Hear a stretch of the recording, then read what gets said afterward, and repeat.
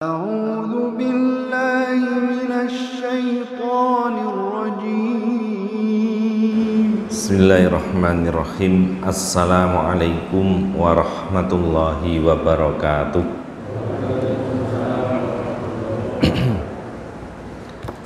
Alhamdulillahi rabbil alamin.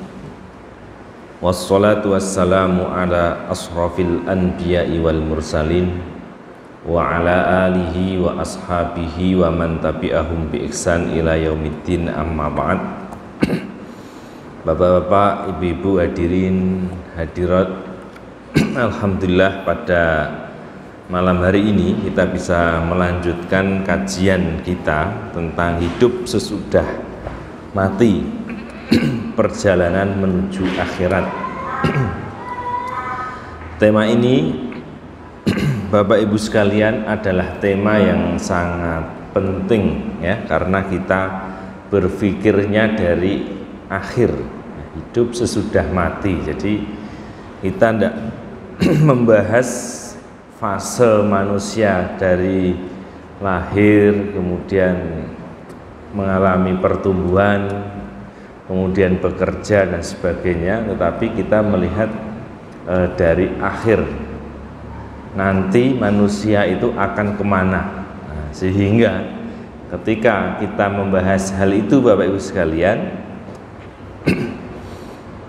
pembahasan itu dapat mengarahkan kita, mengarahkan apa yang akan kita lakukan di dunia ini ya.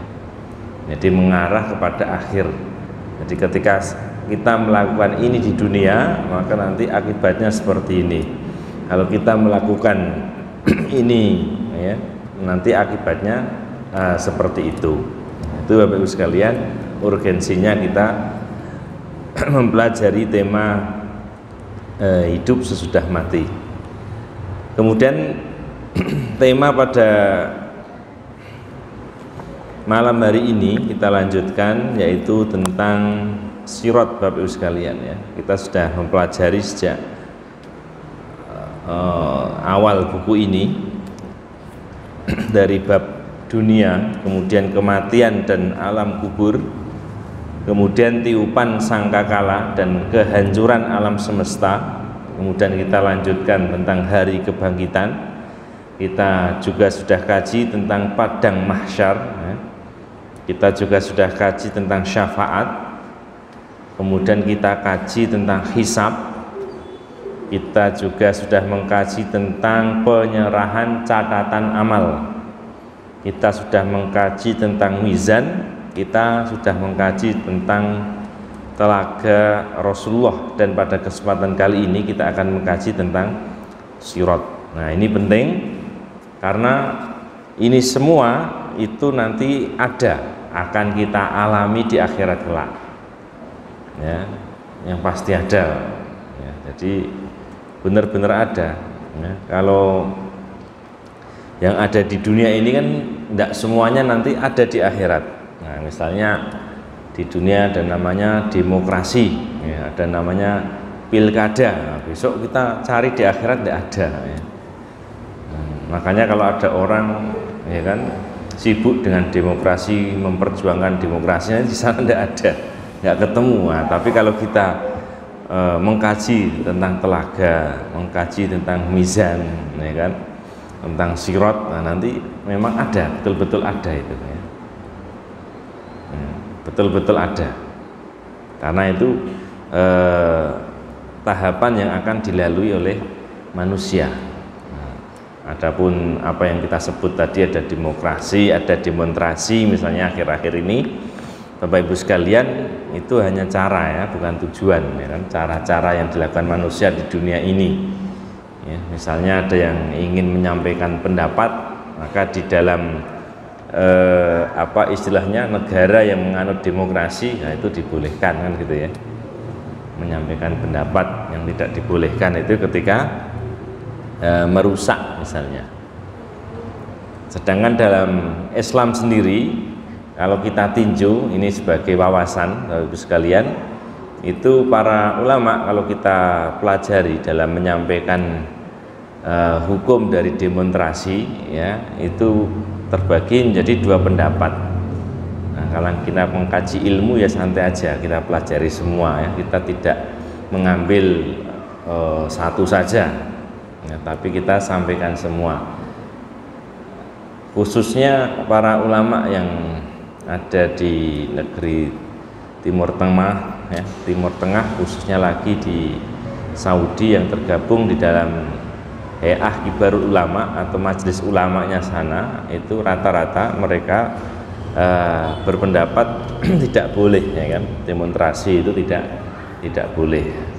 Nah, ini memang dilatar belakangi oleh kondisi lingkungan dan negara. Alasan mereka yang pertama adalah bid'ah, nah, nggak pernah dicontohkan oleh Rasulullah, nggak ada tuntunannya. Kemudian yang kedua tasyabuh. Tasyabuh itu ya menyerupai orang kafir, karena memang demonstrasi berasal dari demokrasi yang dibawa orang barat ya. Kemudian yang ketiga tidak taat pada pemerintah ya, mereka melarang atau tidak boleh melakukan itu dengan 3 alasan kalau kita simpulkan. Kemudian yang mengatakan boleh, yang paling banyak didengar pendapatnya atau banyak menulis adalah Syekh Al-Qardawi ya, Syekh Yusuf Al-Qardawi ya. Beliau memandang itu hanya alat dan boleh, dan di dalam cara itu ya, terdapat 3 hal. Yang pertama adalah ajakan pada perubahan yang lebih baik. Nah, kalau ada orang demonstrasi itu berarti kan dalam rangka mengajak pada hal yang lebih baik. Nah, mengajak pada hal yang lebih baik, berubah menjadi lebih baik, itu boleh gitu ya. Kemudian yang kedua adalah sebagai sarana mengingatkan yang hak. Nah, salah satu cara untuk mengingatkan penguasa dengan kebenaran itu ya, salah satunya dengan cara tadi demonstrasi. Kemudian yang ketiga adalah sebagai amar ma'ruf nahi mungkar. Tentu saja ini demonstrasi dalam arti demonstrasi yang damai ya, demo yang damai, bukan yang anarkis. Yang membolehkan ini hujahnya adalah dalam Al-Quran An-Nisa 48 tadi, la yuhibbullahul jahra bisu'i minal qawli illa man dulim wa kana Allahu sami'an alima. Allah tidak suka ya terus terang tentang dengan kejelekan, keburukan atau mengucapkan sesuatu yang buruk itu kecuali bagi orang yang dizalimi. Kemudian dari 2 pendapat ini Bapak Ibu sekalian dirinci, ada lagi ulama yang merinci. 1, demonstrasi boleh dengan syarat, ada syaratnya 1, 2, 3, 4, 5 panjang. Ada lagi yang merinci demonstrasi dilarang, tidak boleh dengan syarat 1, 2, 3, ada sekitar 10 atau 11 ya. Nah, intinya kalau lebih mudahnya Bapak Ibu sekalian, nah selama itu kalau dalam konteks keragaman di Indonesia atau negara di Indonesia itu boleh selama tidak ada unsur merusak dan sebagainya ya. Kalau ada unsur merusak anarkis itu dari segi agama maupun segi kebangsaan kenegaraan itu juga dilarang. Nah itu Bapak Ibu sekalian sekilas kita tahu hukumnya. Jadi memang benar-benar kita tahu ada yang seperti itu, ada yang seperti itu, monggo begitu ya. Kalau mau ambil yang demo berarti harus mengindahkan syarat-syaratnya. Kalau yang tidak juga tidak apa-apa, karena dasarnya 1, 2, 3 tadi misalnya ya. Saya di masjid lah gak melu-melu misalnya, monggo gitu ya. Nah, kemudian kita lanjut tentang syirat Bapak Ibu sekalian. Nah kalau syirat ini nanti memang betul-betul ada ya, dalil dalam Al-Quran maupun As-Sunnah ini menunjukkan kelak di akhirat ya itu memang ada yang namanya syirat ya.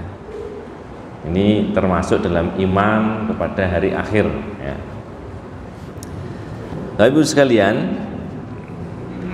orang-orang yang telah berhasil melewati fase demi fase sebelumnya yang kita sebutkan tadi, mereka akan berhenti sekali lagi untuk diuji keimanan mereka. Nah, ketika sudah berhasil tadi di telaga, di mizan dan sebagainya, itu akan diuji lagi ya. Jika pada fase-fase sebelumnya orang-orang mukmin dan orang-orang munafik itu disatukan, maka pada fase ini kenifakan mereka akan tersibak. Mereka tidak lagi dapat bersama dengan orang-orang mukmin sejati. Nah, akan diuji Bapak Ibu sekalian, di mana ujian itu akan memisahkan mana yang mukmin sejati, mana yang munafik. Nah, dalam ujian-ujian sebelumnya itu masih disatukan. Pada hari terakhir di padang mahsyar, Bapak Ibu sekalian, manusia dihimpun dan digiring menuju surga atau neraka yang merupakan tempat abadi bagi mereka. Orang-orang kafir pada hari tersebut akan diperintahkan untuk mengikuti Tuhan yang dahulu mereka sembah. Nah, jadi orang-orang kafir dikumpulkan kemudian disuruh untuk mengikuti Tuhan-Tuhan yang dulu ya mereka sembah. Nah, di sini saya jelaskan dalam buku Hidup Sesudah Mati itu, mereka yang dahulu menyembah matahari maka akan mengikuti matahari. Ini masih ada matahari ya. Yang menyembah matahari, di matahari, matahari datangkan. Nanti mereka mengikuti matahari. Mereka yang dahulu menyembah bulan akan mengikuti bulan. Nah, bulan ini didatangkan. Mereka yang menyembah bulan mengikuti bulan. Mereka yang dahulu menyembah berhala maka akan mengikuti berhala. Mereka yang dahulu menyembah Fir'aun akan mengikuti Fir'aun. Nah, ini Bapak sekalian ya. Orang-orang kafir tersebut akan digiring menuju neraka seperti binatang ternak yang digiring secara bergerombol. Ya. Al-Quran menggambarkan peristiwa tersebut di dalam surat Az-Zumar 71. Wasiqal ladzina kafaru ila jahannama zumaro ya. Dan orang-orang kafir digiring ke neraka jahanam berombong-rombongan. Nah, ini menjelaskan kondisi terakhir di padang mahsyar dikumpulkan. Kemudian orang-orang kafir ini kita bicara yang kafir ya, yang mukmin sama yang munafik belum. Nah, yang kafir kumpulkan, Tuhannya didatangkan ya, kemudian suruh ngikuti Tuhan-Tuhan mereka ya, kemudian mereka digiring menuju neraka secara bergerombol bareng-bareng. Ayo san, ayo kumpul gitu ya.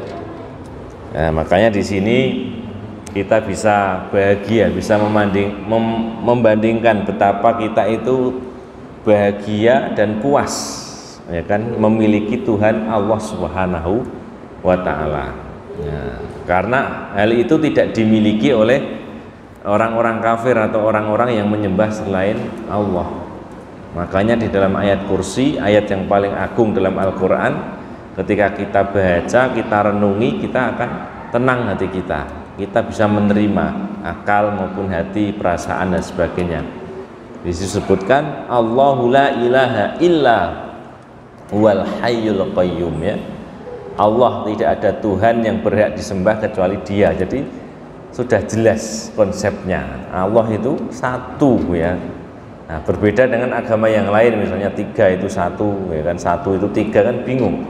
Ya, secara akal nggak bisa nerima. Ya, kemudian dilanjutkan ya, Al-Hayyu Al-Qayyum ya. Allahu la ilaha illa huwal hayyul qayyum. Allah itu Al-Hayyu yang maha hidup. Nah, karena apa? Banyak orang yang Tuhannya itu mati. Nah, misalnya berhala itu kan mati ya kan. Kemudian yang Tuhannya tumbuhan ya kan. Kemudian Tuhannya matahari dan sebagainya itu kan mati. Nah, maka di sini Allah menyifati dirinya Al-Hayyu, maha hidup. Kemudian kita akan lebih tenang lagi karena apa? Di situ Allah menjelaskan Al-Qayyum. Ya, yang terus kita lihat terjemahan dalam Al-Qur'an, yang terus-menerus mengurus makhluknya. Oh, kita tenang Pak, punya Tuhan yang terus menerus mengurus kita. Tidak hanya kita, tapi semua makhluknya di alam dunia ini diurus. Wal hayyul qayyum. Tenang lagi, karena apa? La ta'khuduhu sinatu wala naum. Kita punya Tuhan, punya Allah yang tidak pernah ngantuk, nggak pernah tidur Pak. Wah, berarti kita tenang. Bayangkan kalau kita dalam kondisi bahaya, terus Tuhannya tidur atau ngantuk, wah kita kan gelisah Pak. Bayangkan kalau ibu-ibu mau melahirkan, ternyata Tuhannya itu ketiduran, nggak keluar-keluar, kan sakit ya. Nah, makanya anak itu mau lahir jam berapapun, ya kan, Allah Al-Qayyum, ya, terus menerus mengurus makhluknya, ya. La ta'khuduhu sinatu wala naum. Lahu ma fis samawati wa ma fil ardi. Kita tambah tenang lagi Bapak Ibu sekalian, karena apa? Allah menjelaskan lahu ma fis samawati, ya, bagi Allah, kepunyaan Allah apa yang ada di langit, wa ma fil ardi, dan apa yang ada di bumi. Jadi Tuhan kita itu yang memiliki apa-apa yang ada di langit dan di bumi. Tenang lagi Pak, ya. Karena Tuhan-Tuhan yang lain itu nggak punya apa-apa, gitu ya. Karena dia memang nggak menciptakan apa-apa. Nah, lahu ma fis samawati wa ma fil ard. Nah, kemudian dijelaskan man dzalladzi yashfa'u indahu, ya.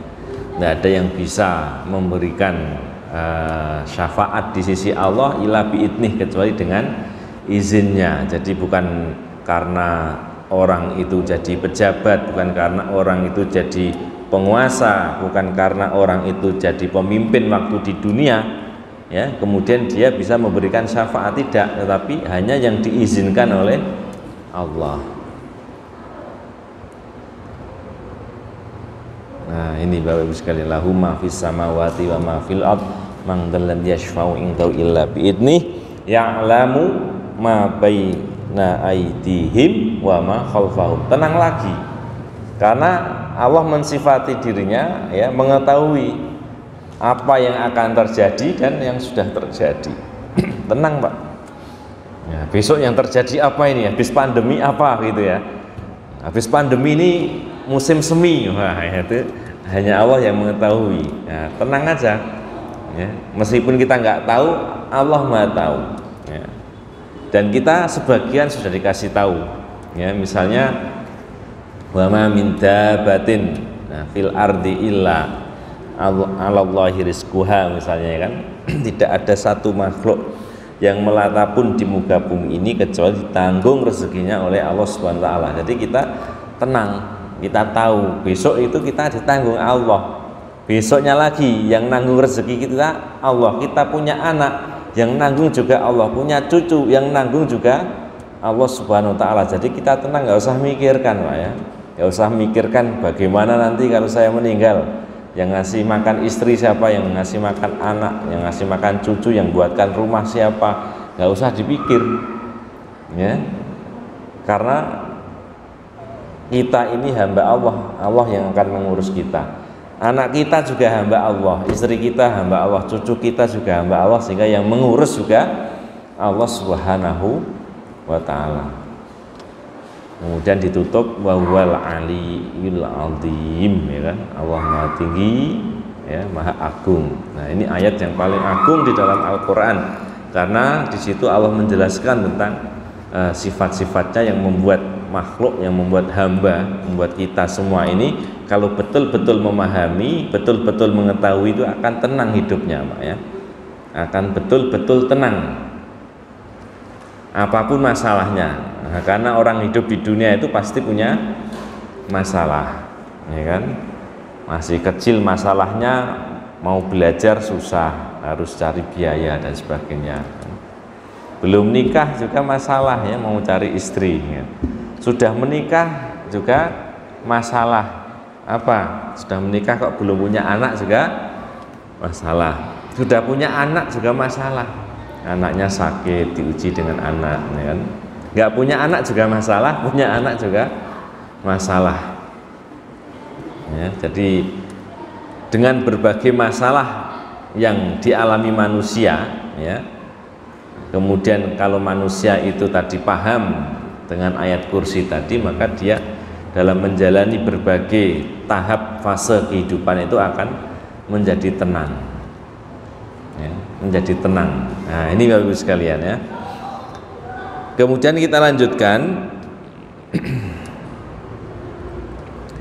Sebagian orang kafir, Bapak Ibu sekalian, ada yang digiring dengan cara diseret di atas wajah-wajah mereka. Jadi diseret telungkup kemudian diseret, sebagaimana dalam surat Al-Furqan 34, orang-orang yang dihimpunkan ke neraka jahanam, ya, dengan diseret atas muka-muka mereka, mereka itulah orang yang paling buruk tempatnya dan paling sesat jalannya. Jadi kalau di dunia itu dia amalannya paling jelek, ya kan, kemudian paling sesat.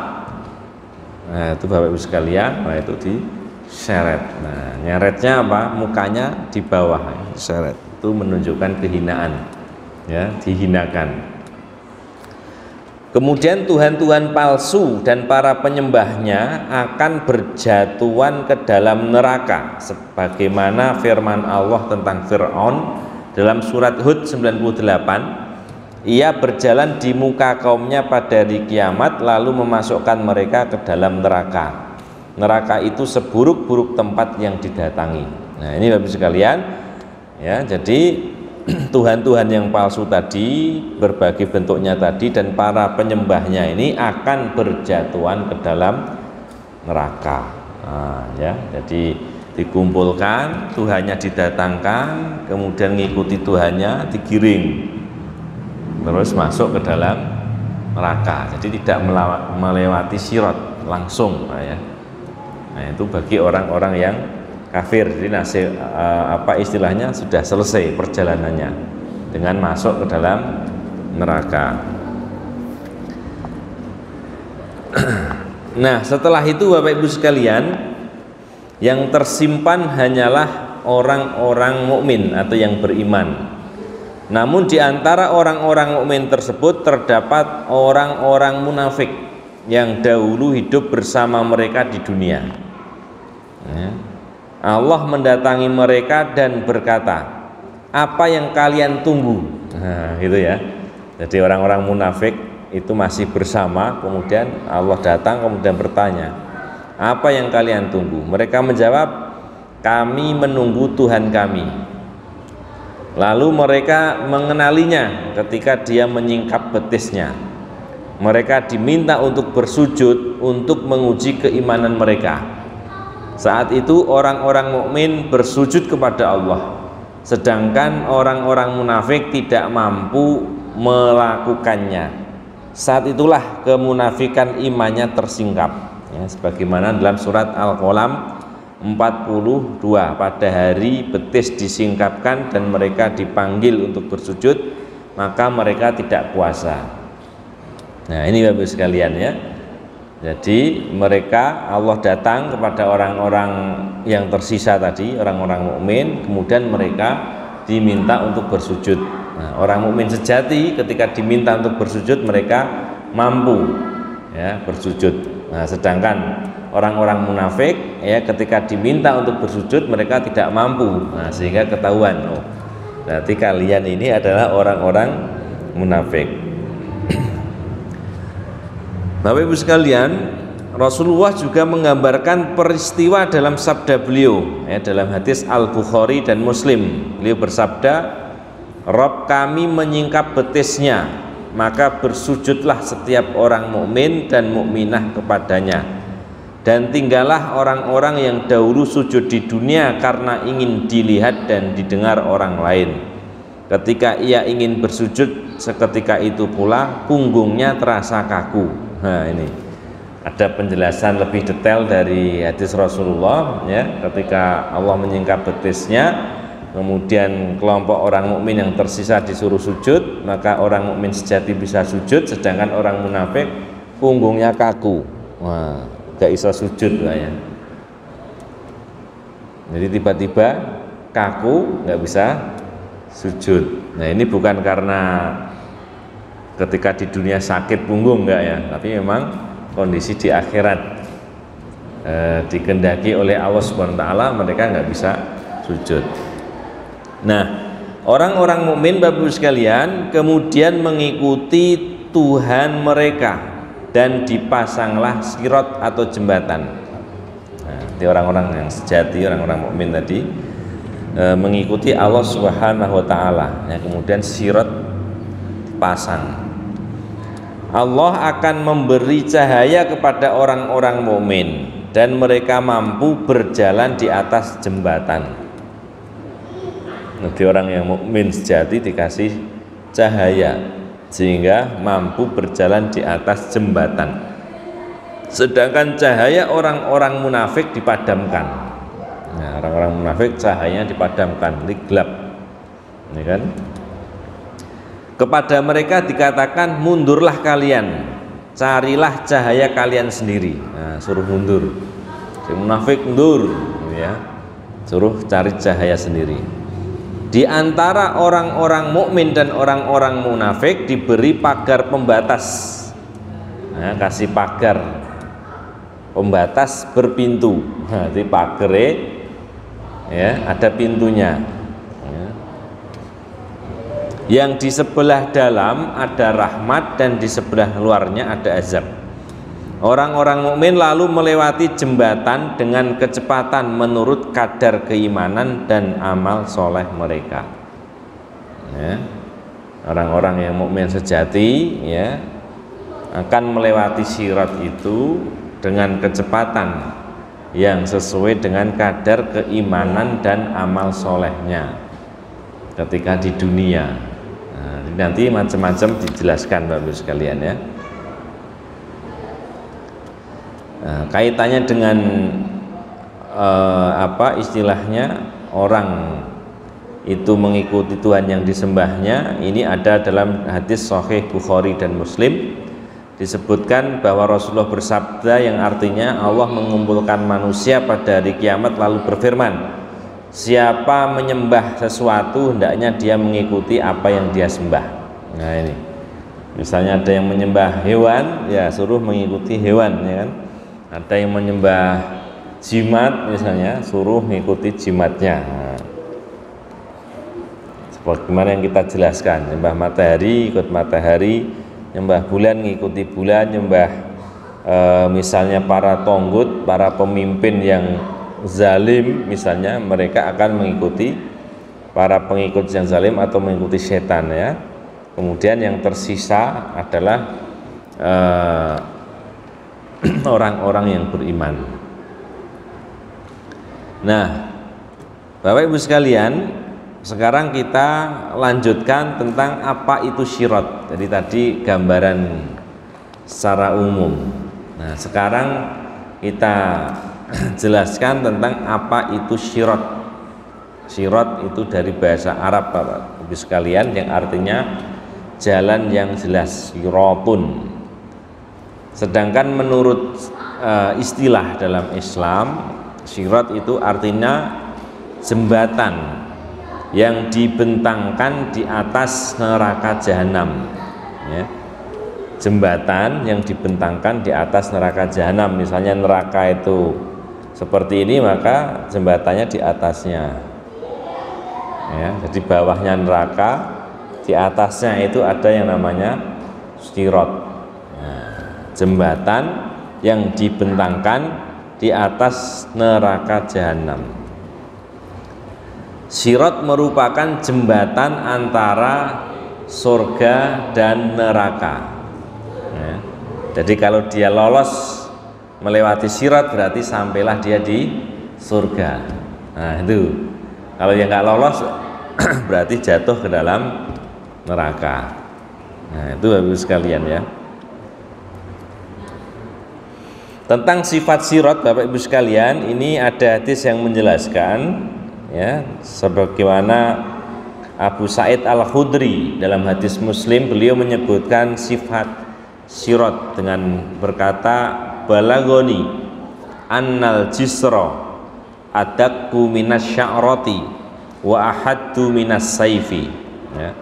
Telah sampai kepadaku berita bahwa sirat itu sifatnya lebih halus dari rambut dan lebih tajam dari pedang. Wah, kita lihat bayangnya cilik banget itu kan.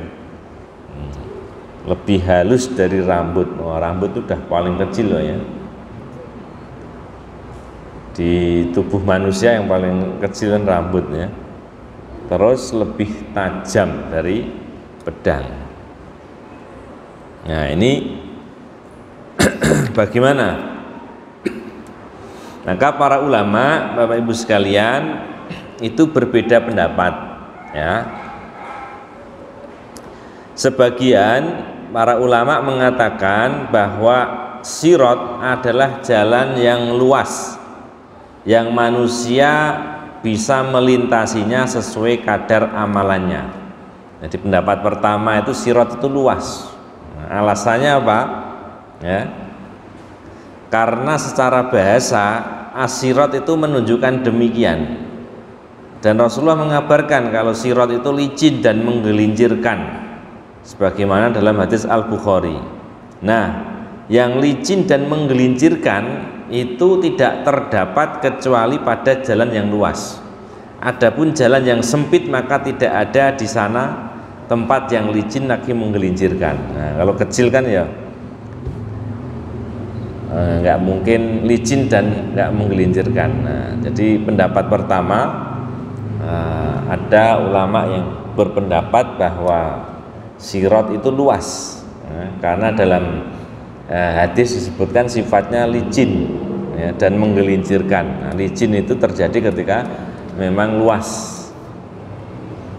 Kemudian pendapat yang kedua, Bapak Ibu sekalian, ada ulama yang berpendapat bahwa sirat adalah jalan yang sangat kecil, sebagaimana dalam hadis Abu Sa'id Al-Khudri tadi yang diriwayatkan oleh Imam Muslim, bahwa sirat lebih halus dari rambut dan lebih tajam dari pedang.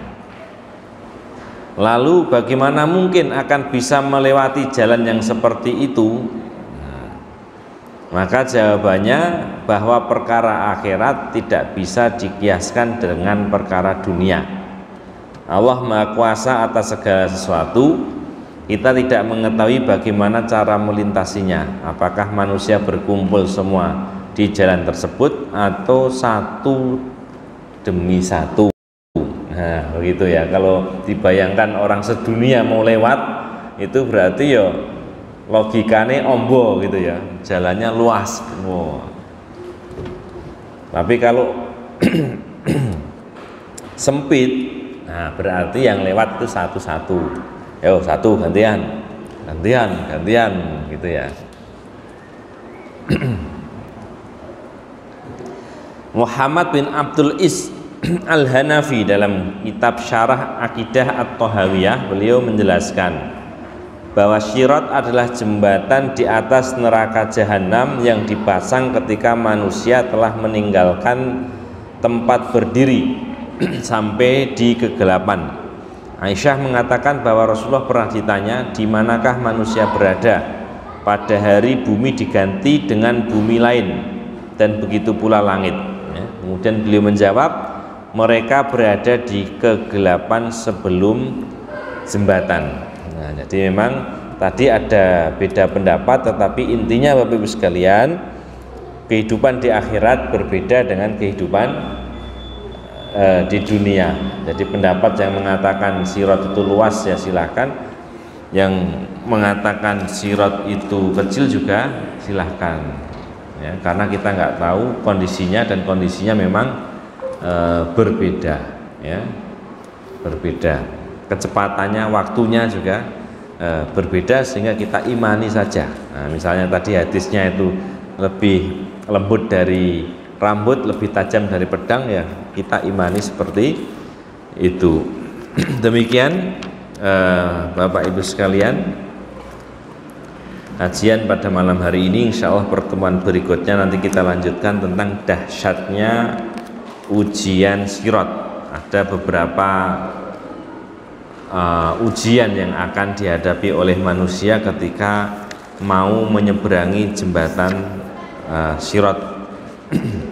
Kemudian nanti ada juga pembahasan tentang orang yang terakhir melewati sirat.